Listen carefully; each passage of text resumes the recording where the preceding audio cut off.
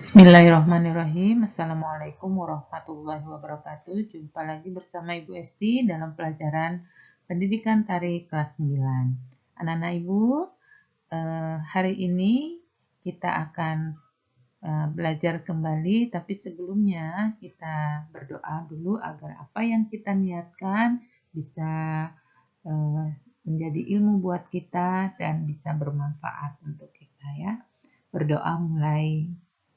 Raditu billahi robba wa bil islami dina wa bi muhammadin nabiyya wa rasulah rabbi zidni ilma warzuqni fahma. Amin. Anak-anak Ibu, hari ini kita masih belajar pada bab 3, yaitu sejarah awal munculnya seni budaya Islam di Indonesia. Ya, jadi pembahasan kita hari ini adalah peran umat Islam di Indonesia dalam bidang budaya dan apresiasi terhadap pertumbuhan budaya Islam di Indonesia. Ya, oke. Siapkan alat tulis kalian. Tulislah hal-hal yang penting yang Ibu jelaskan nanti ya, agar bisa kalian pelajari kembali. Oke? Baik anak-anak, untuk pembahasan pertama yaitu peran umat Islam di Indonesia dalam bidang budaya. Di sini ada 3 peran yang akan kita bahas, yaitu peran secara individu, yang kedua adalah peran secara kelompok atau organisasi, dan yang ketiga adalah peran secara pemerintah. Nah, kita bahas satu-satu ya. Yang pertama adalah peran secara individu. Jadi di kalangan masyarakat Islam Jawa itu mempercayai bahwa Wali Songo memiliki peran dalam perkembangan budaya Islam di Indonesia. Ya, jadi secara individu akan kita lihat apa saja peran masing-masing wali tersebut. Yang pertama adalah Sunan Ampel atau Raden Rahmat ya. Jadi Sunan Ampel ini mendidik para pemuda Islam untuk menjadi dai yang akan disebar ke seluruh Jawa ya. Dan Sunan Ampel ini tercatat sebagai perancang kerajaan Islam pertama di Jawa. Beliau juga bertugas memuat salah satu saka guru atau tiang kayu raksasa ya. Jadi 3 tiang besar yang lain yang disebut dengan saka tatal dipasang oleh Sunan Kalijaga, Sunan Bonang, dan Sunan Gunung Jati.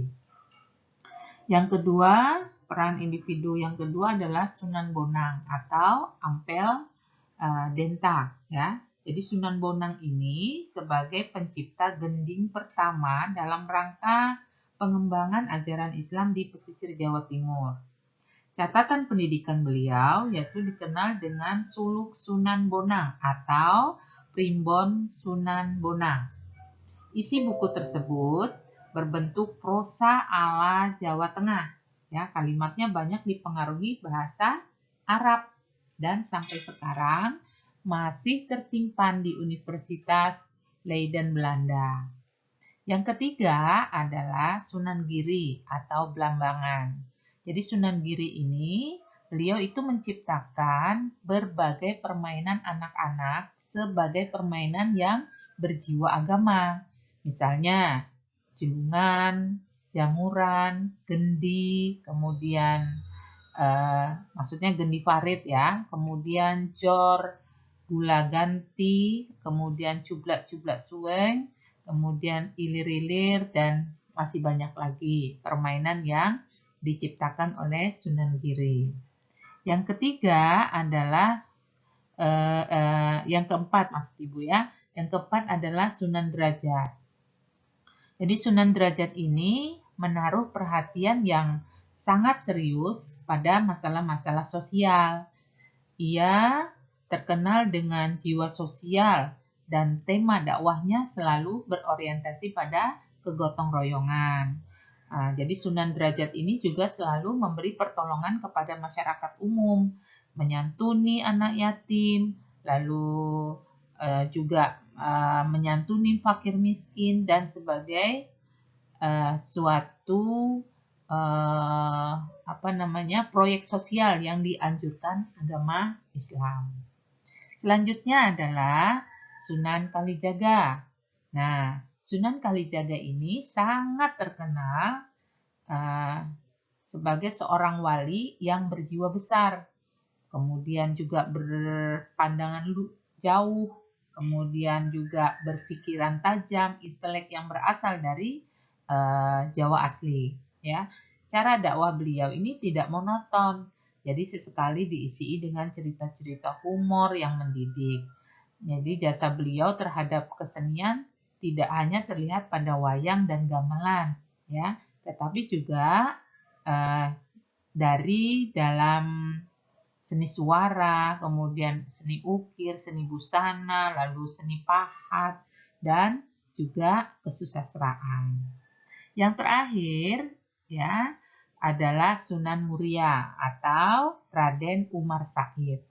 Nah, Sunan Muria ini berjasa dalam menyiarkan Islam di pedesaan di Pulau Jawa. Dalam rangka dakwah melalui budaya, beliau ini menciptakan tembang dakwah yang disebut dengan Sinon dan Kinanti. Nah, itulah peran Wali Songo secara individu, ya. Baik, kita lanjutkan slide berikutnya, ya. Peran umat Islam di Indonesia dalam bidang budaya ini yang kedua adalah peran secara kelompok atau organisasi. Ya, jadi pada proses penyebaran dan perkembangan agama Islam di Indonesia melalui berbagai jalur, ya. Salah satunya prosesnya adalah melalui jalur dakwah di kalangan masyarakat. Jadi terkait hal ini, ya, terkait hal yang berkenaan di kalangan rakyat Indonesia, terdapat banyak juru dakwah yang aktif menyebarkan agama Islam di lingkungan masing-masing.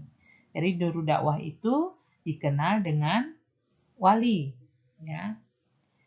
Adapun yang paling terkenal adalah Wali Songo atau bisa juga disebut dengan Wali Sanga, ya. Jadi Wali Songo ini merupakan suatu nama kelembagaan, ya, atau suatu nama organisasi yang anggotanya terdiri atas banyak wali yang masing-masing memiliki tugas sendiri-sendiri, yaitu tugas yang berkaitan dengan upaya penyebaran agama Islam di Indonesia. Jadi hanya saja ya dari sekian banyak wali yang menjadi anggota, hanya ada 9 yang merupakan anggota pokok. Jadi sebenarnya anggotanya itu tidak terbatas hanya 9 wali saja, ya. Jadi organisasi Wali Songo ini dibentuk oleh Sultan Muhammad I. Jadi pada saat itu beliau mengirim tim yang beranggotakan 9 orang yang memiliki kemampuan di berbagai bidang. Jadi tidak hanya dalam bidang ilmu agama Islam saja, ya. Maka dari itu Sultan Muhammad I ini kemudian mengirim surat kepada Gubernur Afrika Utara dan Timur Tengah yang isinya meminta dikirim beberapa ulama yang mempunyai karomah, ya, atau kemampuan, ya, karomah ke Indonesia.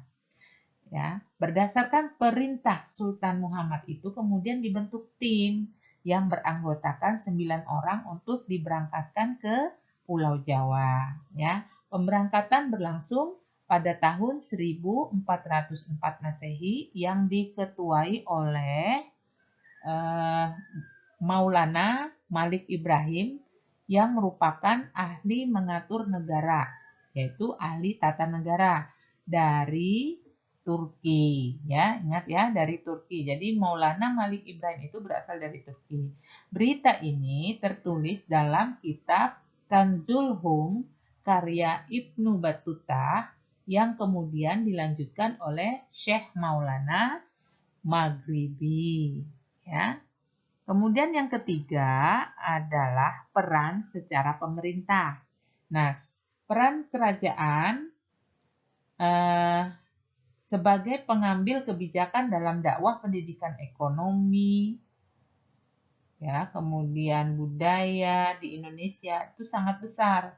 dalam hal pendidikan ya dapat dilihat dari munculnya pesantren-pesantren dan lembaga madrasah yang ada di berbagai wilayah di Indonesia. Jadi sampai saat ini pun masih berdiri kokoh bahkan berkembang banyak ya. Kemudian dalam hal kebudayaan. Nah, dalam hal kebudayaan ini dapat dilihat pada kesenian. Sampai saat ini masih bertahan seperti seni wayang ya. Sejarah telah mencatat yaitu Sunan Kalijaga adalah tokoh yang pandai dalam memainkan kesenian wayang. Jadi setiap pertunjukan kesenian wayang itu Sunan Kalijaga tidak pernah meminta upah. Namun, sebagai langkah lain adalah dengan mengucapkan syahadat sehingga otomatis masuk Islam. Jadi melalui kesenian ini peran Islam dapat dilihat dalam kebudayaan sampai saat ini ya. Kemudian contoh lain adalah peran Sultan Agung yang menyelaraskan unsur budaya dengan aturan Islam. Seperti ini, ada yang disebut dengan grebek. Apa itu grebek? Grebek itu disamakan dengan perayaan saat Hari Raya Idul Fitri dan Maulid Nabi. Jadi sehingga banyak yang menyebutnya grebek Maulid atau bisa juga ada yang juga disebut dengan grebek poso. Poso itu puasa artinya ya. Yang selanjutnya adalah gamelan sekaten. Ya, gamelan sekaten ini dibunyikan saat grebek Maulid yang menjadi kehendak dari Sultan Agung untuk dipukul di area halaman masjid besar. Selanjutnya adalah tahun Saka. Nah, tahun Saka ini dipakai zaman dulu di Jawa. Perkembangan selanjutnya, tahun Saka diganti menjadi tahun Hijriyah. Ya, begitu. Baik, materi pembahasan terakhir di bab 3 adalah apresiasi terhadap pertumbuhan budaya Islam di Indonesia. Ya. Jadi seni budaya lokal yang bernafaskan Islam adalah hasil para juru dakwah di masa lalu yang kreatif ya.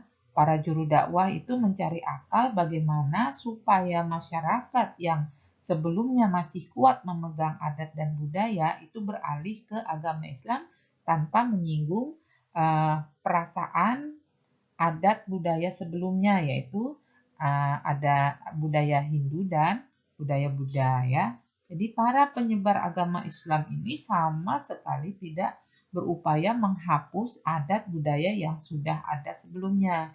Jadi namun justru memanfaatkannya sebagai sarana penyebar Islam. Jadi penyebaran Islam ini yang efektif. Jadi pada umumnya masyarakat itu sudah menggemari gamelan dan wayang kulit, maka akan sangat mudah untuk memasukkan pesan-pesan tertentu melalui dua kesenian tersebut. Jadi kalian sebagai pelajar Muhammadiyah nih ya, cara kita mengapresiasi pertumbuhan budaya Indonesia adalah dengan senantiasa menghormati, kemudian juga menyeleksi tradisi, lalu selain menyeleksi tradisi dan upacara adat kesukuan tersebut, ya, apakah budaya tersebut sesuai dengan ajaran Islam atau tidak? Jadi apabila bertentangan dengan ajaran Islam, maka tidak perlu dilaksanakan, ya. Jadi apresiasi yang seharusnya dilakukan oleh seorang muslim terhadap perkembangan budaya Indonesia itu sebagai berikut, ya. Satu, itu. Jadi menghormati pelaksanaan tradisi dan adat kesukuan Indonesia ya. Yang kedua, juga harus memelihara toleransi agar senantiasa terjaga kedamaian dalam kehidupan. Yang ketiga juga seharusnya memberi penghargaan kepada para ulama terdahulu yang telah mewariskan berbagai budaya dimasuki nilai-nilai Islam. Dan yang terakhir, adalah memiliki pedoman yang sangat kuat agar dalam pelaksanaan tradisi tidak menyimpang dari akidah Islam yang berdasarkan Al-Quran dan Sunnah Rasulullah Shallallahu Alaihi Wasallam. Jadi intinya adalah kalian sebagai seorang pelajar Muhammadiyah harus memperhatikan aspek akidah dan ibadahnya. Jadi sebagai pelajar Muhammadiyah juga tidak boleh lalai dalam memperhatikan akhlaknya kepada Allah dan pada sesama manusia, ya. Kemudian akhlak kepada Allah itu dibuktikan dengan apa? Dengan sikap menerima, kemudian mentaati syariat Allah dan sunnah Rasulullah Shallallahu Alaihi Wasallam.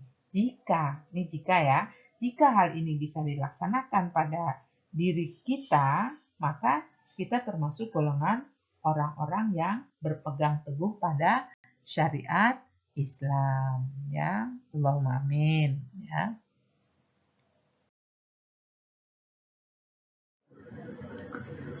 Baik anak-anak, pembahasan mengenai peran umat Islam di Indonesia dalam bidang budaya dan apresiasi terhadap pertumbuhan budaya Islam Indonesia sudah Ibu jelaskan, dan untuk pendalaman materi Ibu beri kalian soal dan bisa kalian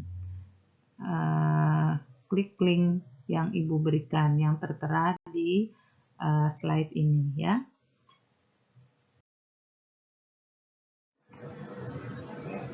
Sebelum kita akhiri pertemuan hari ini, mari kita baca doa agar apa yang kita pelajari bermanfaat untuk kita. Allahumma arinal haqqa haqqa warzuqna tibaa wa arinal batila batila warzuqna tinabah. Amin. Anak-anak, terima kasih atas perhatiannya dan terus jaga kesehatan.